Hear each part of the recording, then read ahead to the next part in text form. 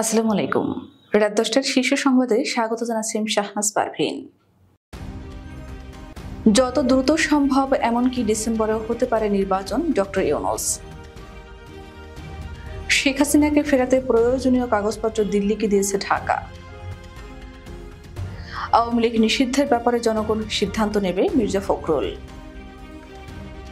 হাইকোর্টের রায়ের বিরুদ্ধে আপিল প্রাথমিক শিক্ষা অধিদপ্তরের। আয়নাঘরে নির্যাতনে জড়িতদের চাকরিচ্যুত করার আহ্বান চিফ প্রসিকিউটরের। দাবির মুখে পদত্যাগ করলেন ডাক্তার দীন মোহাম্মদ। 24 ঘন্টার ডেভিল হান্টে অভিযানে আরো 566 জন গ্রেফতার। 13 বিশ্ববিদ্যালয় থেকে শেখ পরিবারের নাম বাদ দিয়ে প্রজ্ঞাপন জারি। তোপের মুখে কার্যালয় ছেড়েছেন পার্বতীপুরের ইউএনও, বাসায় চলছে দাপ্তরিক কাজ। সাবেক অর্থমন্ত্রী মোস্তফা কামাল পরিবারের বিরুদ্ধে 4 মামলা। সৌদি আরব মালয়েশিয়াগামী কর্মীদের জন্য ভাড়া কমালো বিমান। মিয়ানমারের প্রতারণা কেন্দ্র থেকে মুক্তি পেল বাংলাদেশি সহ 250 বিদেশি। কাশ্মীর সীমান্তে ভারত পাকিস্তানের গোলাগুলি। শুনছিলেন শিরোনাম, এবার বিস্তারিত। অন্তর্বর্তী সরকারের প্রধান উপদেষ্টা ডক্টর মোহাম্মদ ইউনূস বলেছেন, তার সরকার যত দ্রুত সম্ভব নির্বাচন আয়োজন করবে। এটা এবছরের ডিসেম্বরেও হতে পারে। বৃহস্পতিবার দুবাইয়ে ওয়ার্ল্ড গভর্নমেন্ট সামিটে এক অধিবেশনে তিনি একথা বলেন। যুক্তরাষ্ট্র ভিত্তিক সংবাদ মাধ্যম CNN এর সাংবাদিক বেকি অ্যান্ডারসনটি সঞ্চালনা করেন। অধিবেশনে এক প্রশ্নের জবাবে ডক্টর ইউনূস বলেন, আমরা 15টি বিভিন্ন খাতের জন্য সংস্কার গঠন করেছি। আইন শৃঙ্খলা, পুলিশ, সংবিধান, নির্বাচন সহ অন্য সংস্কার কমিশনগুলো প্রতিবেদন তৈরি করেছে। তারা বিভিন্ন সুপারিশ করেছে। নির্বাচন নিয়ে তিনি বলেন, আমরা রাজনৈতিক দলগুলোর সঙ্গে আলোচনায় বসছি। যেসব সুপারিশের বিষয়ে সবাই একমত হবে সেগুলো নিয়ে একটা সনদ তৈরি করব, সেগুলো বাস্তবায়ন করে নির্বাচন দেব। ক্ষমতাচ্যুত প্রধানমন্ত্রী ও আওয়ামী লীগ সভাপতি শেখ হাসিনাকে বন্দি বিনিময় চুক্তির আওতায় ফেরত আনতে ভারতকে এ সংক্রান্ত প্রয়োজনীয় কাগজপত্র পাঠিয়েছে বাংলাদেশ। পররাষ্ট্র মন্ত্রণালয়ের মুখপাত্র রফিকুল আলম আজ বৃহস্পতিবার নিয়মিত সাপ্তাহিক ব্রিফিংয়ে এ তথ্য জানান। জুলাই-আগস্টে গণহত্যার ঘটনায় জাতিসংঘের ফ্যাক্ট ফাইন্ডিং মিশনের দেয়া প্রতিবেদন ভারতের ওপর শেখ হাসিনাকে ফেরাতে চাপ বাড়াতে পারে বলেও এ সময় ইঙ্গিত দেন পররাষ্ট্র মন্ত্রণালয়ের এ কর্মকর্তা। তিনি বলেছেন, বন্ধু রাষ্ট্রগুলোকে এই ইস্যুতে কাজে লাগানো হবে কিনা এর সিদ্ধান্ত নেবে সরকার। আওয়ামী লীগ নিষিদ্ধের ব্যাপারে জনগণ সিদ্ধান্ত নেবে বলে মন্তব্য করেছেন বিএনপির মহাসচিব মির্জা ফখরুল ইসলাম আলমগীর। জুলাই গণহত্যা নিয়ে জাতিসংঘের মানবাধিকার কমিশনের প্রকাশিত প্রতিবেদনে কোনো দল নিষিদ্ধ না করার পরামর্শের প্রসঙ্গে বিএনপি মহাসচিব এমনটি জানিয়েছেন। আজ বৃহস্পতিবার দুপুরে রাজধানীর গুলশানে দলের চেয়ারপারসনের কার্যালয়ে এক সংবাদ সম্মেলনে তিনি এসব কথা বলেন। যুক্তরাজ্যের ভারপ্রাপ্ত হাই কমিশনার জেমস গোল্ডম্যানের সঙ্গে বৈঠক নিয়ে এই সংবাদ সম্মেলনের আয়োজন করা হয়। সংবাদ সম্মেলনে জাতিসংঘের প্রতিবেদন অনুযায়ী কোনো দল নিষিদ্ধ না করার পরামর্শের সম্পর্কে জানতে চাইলে মির্জা ফখরুল বলেন, আমরা বারবার বলে আসছি জনগণ সিদ্ধান্ত নেবে।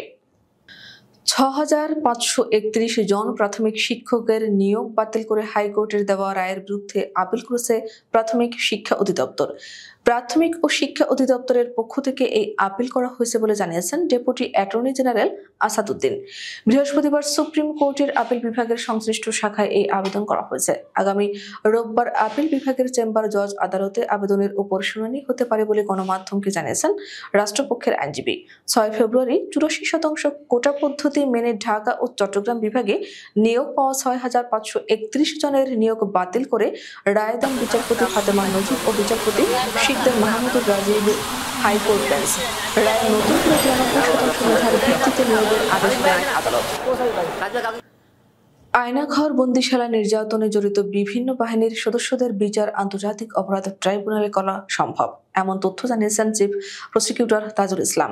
বৃহস্পতিবার দুপুরে আন্তর্জাতিক অপরাধ ট্রাইব্যুনালে জাতিসংঘের মানবাধিকার রিপোর্ট ও আয়নাঘর পরিদর্শন নিয়ে ব্রিফিংয়ে একথা বলেন তিনি। তাজুল ইসলাম বলেন, বন্দিশালা নির্যাতনের সাথে যারা জড়িত তাদের বিচারের মুখোমুখি করা হবে।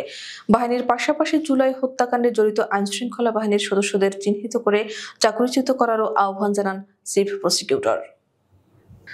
Doctors association of Bangladesh, national doctors forum সহ বৈষম্য বিরোধী চিকিৎসকদের দাবির মুখে অবশেষে পদত্যাগ করেছেন ন্যাশনাল ইনস্টিটিউট অব নিউরোসায়েন্সেস হাসপাতালের পরিচালক অধ্যাপক কাজী দীন মোহাম্মদ। বৃহস্পতিবার স্বাস্থ্য উপদেষ্টা তার পদত্যাগপত্র গ্রহণ করে জনপ্রশাসন মন্ত্রণালয়কে প্রয়োজনীয় ব্যবস্থা নিতে নির্দেশনা দিয়েছেন। দুপুরে কাজী দীন মোহাম্মদ বিষয়টি নিশ্চিত করেছেন। এছাড়া স্বাস্থ্য মন্ত্রণালয়ের একটি বিশ্বস্ত সূত্র পদত্যাগপত্র গ্রহণের বিষয়টিও নিশ্চিত করেছে। সন্ত্রাসী ও অপরাধীদের দমনে সারা দেশব্যাপী পরিচালিত অপারেশন ডেভিল হান্টে আরও 566 জন আসামিকে গ্রেফতার করেছে আইন শৃঙ্খলা রক্ষাকারী বাহিনী। এছাড়া অন্যান্য মামলা ও ওয়ারেন্টের ভিত্তিতে 1099 জন আসামিকে গ্রেফতার করা হয়েছে। গত 24 ঘন্টায় গ্রেফতার করা হয়েছে 1665 জনকে। অভিযানে অস্ত্র উদ্ধার করা হয়েছে। বৃহস্পতিবার সন্ধ্যায় পুলিশ সদর দপ্তরের এআইজি ইনামুল হক সাগর এ তথ্য জানান। তিনি বলেন, অপারেশন ডেভিল হান্ট ও অন্যান্য অপরাধে বুধবার রাত থেকে এখন পর্যন্ত 1665 জনকে গ্রেফতার করা হয়েছে। এর মধ্যে অপারেশন ডেভিল হান্টে গ্রেফতার হয়েছেন 566 জন। গণ অভ্যুত্থানে ক্ষমতাচ্যুত সাবেক প্রধানমন্ত্রী শেখ হাসিনা ও তার পরিবারের সদস্যদের নামে থাকা দেশটির 13টি পাবলিক বিশ্ববিদ্যালয়ের নাম পরিবর্তন করে প্রজ্ঞাপন জারি হয়েছে। পরিবর্তনের ক্ষেত্রে বিশ্ববিদ্যালয়গুলোর বেশিরভাগ সংশ্লিষ্ট জেলার নামে নামকরণ করা হয়েছে। বৃহস্পতিবার রাষ্ট্রপতির আদেশক্রমে অধ্যাদেশটি জনসাধারণের জ্ঞাতার্থে প্রকাশ করা হয়। এর আগে বুধবার অধ্যাদেশটি জারি করে আইন মন্ত্রণালয়। রাষ্ট্রপতির আদেশক্রমে এতে সই করেন মন্ত্রণালয়ের লেজিসলেটিভ ও সংসদ বিষয়ক বিভাগের সচিব ডক্টর হাফিজ আহমেদ চৌধুরী। দিনাজপুরের পার্বতীপুরে বৈষম্য বিরোধী ছাত্র আন্দোলন ও জাতীয় নাগরিক কমিটির নেতাকর্মীদের তোপের মুখে কার্যালয় ছেড়েছেন উপজেলা নির্বাহী কর্মকর্তা ফাতেমা খাতুন। গতকাল বুধবার বিকেল 5:30টার দিকে প্রশাসনের সহায়তায় তিনি কার্যালয় ত্যাগ করেন। বুধবার বৈষম্য বিরোধী ছাত্র আন্দোলনের কর্মসূচির পর আজ বৃহস্পতিবার কার্যালয়ে যাননি ইউএনও ফাতেমা খাতুন। তিনি তার বাসভবন থেকে দাপ্তরিক কাজ করছেন বলে জানিয়েছেন। জ্ঞাত আয় বহির্ভূত সম্পদ অর্জনের অভিযোগে সাবেক অর্থমন্ত্রী আ.হ.ম মুস্তফা কামাল তার স্ত্রী ও 2 মেয়ের বিরুদ্ধে আলাদা 4টি মামলা করেছে দুর্নীতি দমন কমিশন। মামলায় তাদের বিরুদ্ধে 165,57 লাখ টাকার বেশি মূল্যের অবৈধ সম্পদ অর্জনের অভিযোগ আনা হয়েছে। বৃহস্পতিবার দুদকের মহাপরিচালক মোহাম্মদ আক্তার হোসেন সাংবাদিকদের মামলা দায়েরের এ তথ্য দিয়েছেন। দুদকের সমন্বিত জেলা কার্যালয় ঢাকা 1-এ করা 4 মামলার এজাহারে বলা হয়েছে, মুস্তফা কামাল ও তার স্ত্রী কাশ্মীরি কামালের অবৈধ সম্পদের পরিমাণ যথাক্রমে 27,52,54,831 টাকা ও 40,11,62,146 টাকা। নতুন ভিসা পাওয়া সৌদি আরব ও মালয়েশিয়াগামী কর্মীদের জন্য বিমানের টিকিটের দাম কমিয়েছে বিমান বাংলাদেশ এয়ারলাইন্স। বিশেষ এই ভাড়াকে ওয়ার্কার ফেয়ার নামকরণ করা হয়েছে। বৃহস্পতিবার সন্ধ্যায় বেসামরিক বিমান পরিবহন ও পর্যটন মন্ত্রণালয়ের এক সংবাদ বিজ্ঞপ্তিতে এসব তথ্য জানানো হয়েছে। মিয়ানমারের কারেন রাজ্যে টেলিকম প্রতারণা কেন্দ্রে কাজ করা 20টি দেশের 2.5 শতাধিক মানুষকে মুক্ত করে থাইল্যান্ডে নিয়ে গেছে একটি জাতিগত সশস্ত্র গোষ্ঠী। মুক্তি পাওয়া বিদেশিদের মধ্যে বাংলাদেশিও রয়েছে বলে জানিয়েছে বিবিসি। বৃহস্পতিবার বিবিসির প্রতিবেদনে বলা হয়েছে, উদ্ধারকৃতদের মধ্যে অর্ধেকের বেশি আফ্রিকা ও এশিয়ার বিভিন্ন দেশের নাগরিক। থাই সেনাবাহিনী তাদের গ্রহণ করেছে এবং তারা মানব পাচারের শিকার হয়েছেন কিনা তা যাচাই করা হচ্ছে। জম্মু ও কাশ্মীর অঞ্চলের দখল নিয়ে প্রায়শই ছোটখাটো যুদ্ধ ও সংঘর্ষে লিপ্ত 2 চিরবৈরী দেশ ভারত ও পাকিস্তান। এরই ধারাবাহিকতায় ফের কাশ্মীর সীমান্তে ভারত ও পাকিস্তানের মধ্যে গোলাগুলির ঘটনা ঘটেছে। পাকিস্তানের রাষ্ট্রীয় সম্প্রচার মাধ্যম পিটিভি জানিয়েছে, বুধবারের ঘটনায় 2 সেনা ও 2 বেসামরিক নাগরিক আহত হয়েছেন। আমাদের আগামীকাল দুপুর 2টার শীর্ষ সংবাদ দেখার আমন্ত্রণ জানিয়ে এখনকার মতো বিদায় নিচ্ছি। দর্শক, ভিডিওটি শেষ পর্যন্ত দেখার জন্য আপনাকে অসংখ্য ধন্যবাদ। নিত্য নতুন সংবাদ পেতে আমাদের ইউটিউব চ্যানেলটি সাবস্ক্রাইব করুন ও নিয়মিত নোটিফিকেশন পেতে বেল বাটনটি ক্লিক করুন এবং আমাদের ফেসবুক পেজটিতে লাইক করুন। এছাড়াও আমাদের ভিডিওতে লাইক দিয়ে শেয়ার করুন। আল্লাহ হাফেজ।